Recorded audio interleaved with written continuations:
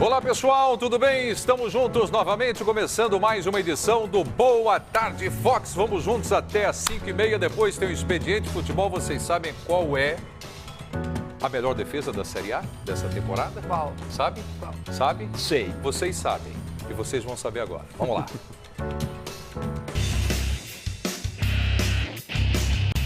Defesa, a marca registrada do Corinthians nos últimos anos. Fato que vem sendo construído desde Mano Menezes, Tite e agora Fábio Carille, ex-auxiliar do atual técnico da seleção brasileira.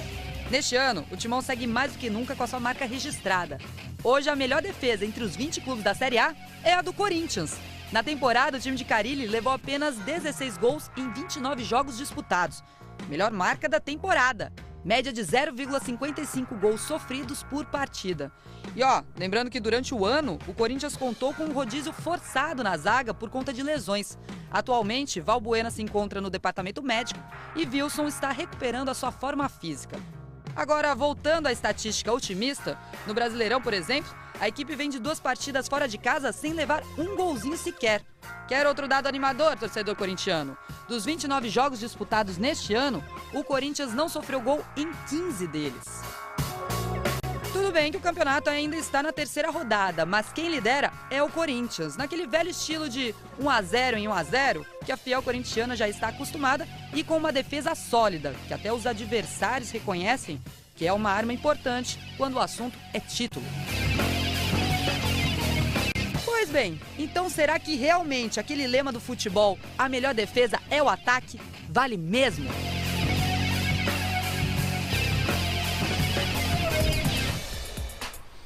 Bom, eu tenho ouvido muito ultimamente essa questão de técnicos novos, jovens, que primeiro se preocupam em acertar a zaga do time. O Carille falava muito isso, né? Quando assumiu, Fala. acertar a parte de trás aqui, depois a gente vai pro meio e a gente chega lá no ataque, né? É o esquema do Tite, inclusive. Ele que foi auxiliar do Tite, pegou o esquema dele. Isso, e como mostrou a reportagem, o Mano Menezes também, não é? Então, o Ribeirão pode traduzir para a gente, enquanto a Helena apresenta aqui, qual é a média de gols sofridos pelos clubes da Série A na temporada 2017. Então, com a melhor média é o Corinthians, 0,55. Lembrando que tem esse rodízio na zaga do Corinthians, né? Não pôde contar com o Pablo em algumas oportunidades. Agora o Valbuena está no departamento médico, o Wilson ainda está em fase de transição para o campo. E mesmo assim conseguiu essa média boa, que é a mesma do Bahia, que também está na Série A, 0,55. O Cruzeiro, 0,60. Seguido do Coritiba com 0,68. Flamengo, 0,71. Vitória, 0,76. Depois tem o Grêmio. Santos, Palmeiras com 0,92, a mesma pontuação a mesma média do Santos, e o Avaí com 0,93. Isso é filosofia de trabalho, Ribeirão?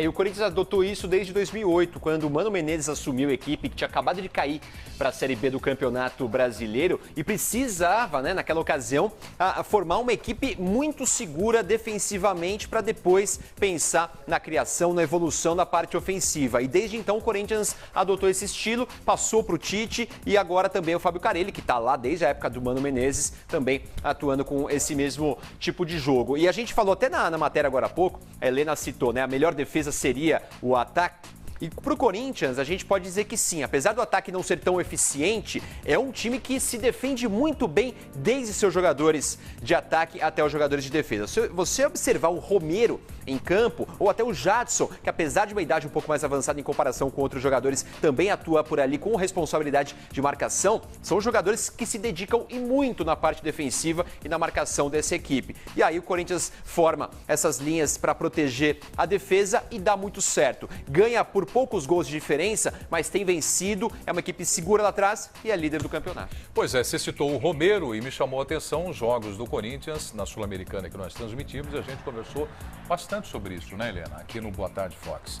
O Romero, ele tem atitude de zagueiro, né? Ele acompanha o ataque do time adversário e é exatamente como você colocou e citou o nome do Romero. É o atacante que começa como o primeiro da zaga nesse sistema defensivo do Timão, né? E o Romero é um jogador que tem concorrência já no time do Corinthians há algum tempo. O Corinthians contratou alguns jogadores para essa posição, pensando exatamente, né, em fazer uma concorrência. Mas é difícil tirar o Romero do time, porque ele se dedica demais. Tem ido bem à frente, tem suas limitações? Tem. Mas quando precisa, vai e faz os golzinhos dele. Mas na parte parte defensiva ele é importantíssimo. Ele ataca e logo na sequência ele recompõe e já está na defesa, ajudando ali na cobertura do lateral. Um jogador importantíssimo desse time do Corinthians, foi até muito aplaudido pela torcida lá no Serra Dourada, quando foi substituído pelo Cleiton, agora na vitória para cima do Atlético Goianiense. Tá virando um xodó da torcida, não é para menos. A raça que ele coloca dentro de campo é o que o torcedor gosta. Bom, agora, Helena, se é a melhor defesa, dá para traduzir que é o time que não perde, é isso? Olha só, para trás de você, 70 dias, na verdade 72 dias sem perder o Corinthians. Foram 16 jogos, 8 vitórias, 8 empates, 22 gols pró, 9 gols contra apenas, um aproveitamento de 66,6%. Lembrando que a última derrota do Corinthians foi lá atrás, no Campeonato Paulista, para a Ferroviária, 72 dias atrás, 1-0, um gol polêmico, irregular, na cidade de Araraquara, uma bela cidade interior de São Paulo, né? Sabe como é que é? As pessoas de lá são muito deficientes, não sei, eu tô tentando achar o adjetivo aqui, mas é isso.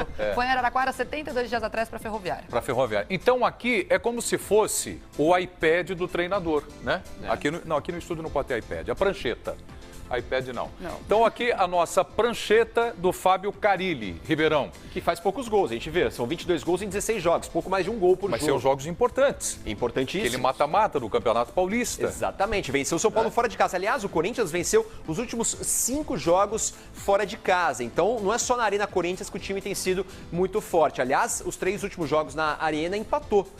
Foi contra o São Paulo, uma das semifinais do Campeonato Paulista, depois empatou também com a Ponte Preta na decisão do estadual e empatou na estreia do Campeonato Brasileiro contra a Chapecoense. Então, se a gente pegar agora nesse início de Campeonato Brasileiro, o Corinthians empatou em casa com a Chapecoense, mas logo se recuperou para aquela matemática que a gente sempre costuma dizer para o Brasileirão que é importante vencer em casa e empatar fora. O Corinthians recuperou aqueles pontos perdidos no primeiro jogo em casa, vencendo as 2 partidas fora, e agora recebe o Santos jogando na Arena Corinthians, um clássico para tentar firmar o time nessa boa colocação do campeonato. Vamos colocar o pessoal para participar com a gente no Twitter? Hashtag, nossos pessoal. Convidados. Hashtag Boa Tarde Fox. Tá gostando da conversa aqui? Quer participar? Queria fazer parte desse trio aí, fazer um quarteto? Faça esse quarteto com a gente pelo Twitter. Hashtag Boa Tarde Fox. Pode falar sobre Corinthians, sobre Campeonato Brasileiro, sobre a competição que você quiser. A gente conta com a participação de vocês. Já já a gente mostra, então, aí o tweet da galera. É isso aí. Venha com a gente, quarteto, quinteto, sexteto. Estamos juntos aqui. Bom, nós tivemos a terceira rodada do Campeonato Brasileiro, que termina hoje com mais uma partida. E os resultados do final de semana são esses aqui, não é? Isso mesmo. O primeiro clássico carioca do Brasileirão, Vasco Fluminense. Gol no finalzinho do Nenê, 3-2 para o Vasco, vitória. Teve também clássico paulista, São Paulo vencendo mais uma vez o Palmeiras no Morumbi, 2-0. Coritiba e vitória do Coritiba fora de casa sobre a equipe baiana. 2-2, Atlético Mineiro, que ainda não venceu no Brasileiro, ficou no empate com a Ponte Preta em casa. Santos e Cruzeiro, 1-0. O Cruzeiro na Vila Belmiro venceu o Santos na Vila. 1-1, o duelo rubro-negro, Atlético Paranaense e Flamengo. Atlético Goianiense perdeu em casa para o Corinthians, como a gente mostrou aqui. Sport e Grêmio, Sport levou a melhor em casa, 4-3. Botafogo, 1-0, venceu o Bahia ontem no estádio Newton Santos. E ainda tem esse clássico catarinense hoje, Chapecoense e Avaí. Bom, aqui batendo papo agora. Ribeirão, o que é que mais chama a sua atenção desses resultados? Alguma coisa te assustou? Alguma coisa, não vou dizer anormal, mas que te surpreendeu? Positivamente, negativamente? Me surpreendeu positivamente as vitórias do Vasco da Gama para cima do Fluminense. O Vasco está com um time muito mais acertado do que tinha no início da competição, da temporada mesmo. Perdeu para o Fluminense 2 vezes por 3-0 nesse ano de 2017. Agora fez um bom jogo contra o Tricolor e venceu por 3-2. Né? Acompanhei. Você trouxe reportagem para gente? Trouxe a reportagem. Sabe o que aconteceu? O Hamilton Rodrigues falou que podia ficar no 0-0 esse jogo. Eu falei, não, quero ver bola na rede, quero um jogo animado, porque eu vou estar lá em São Januário. 5 gols, tá bom para você? Então daqui a pouco... né? Com um gol no finalzinho. Então daqui a pouco a Helena Calil traz pra gente a reportagem desse clássico carioca pelo Campeonato Brasileiro. O Vasco chegou de táxi lá, viu? Táxi? Táxi, você vai ver já já.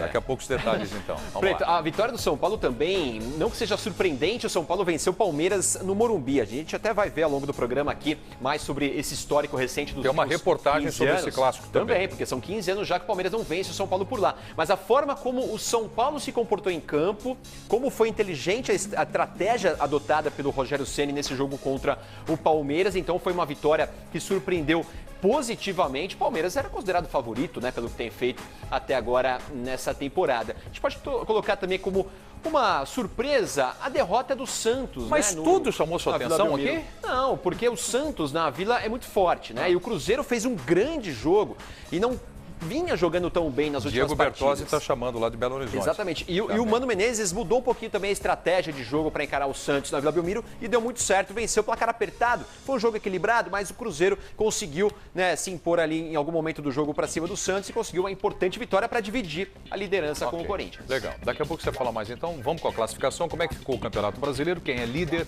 Quem é que está na ponta? Corinthians na ponta, 7 pontos. Cruzeiro foi para 7 pontos também com a vitória, né? Isso, o terceiro lugar é o Grêmio, que até então estava invicto.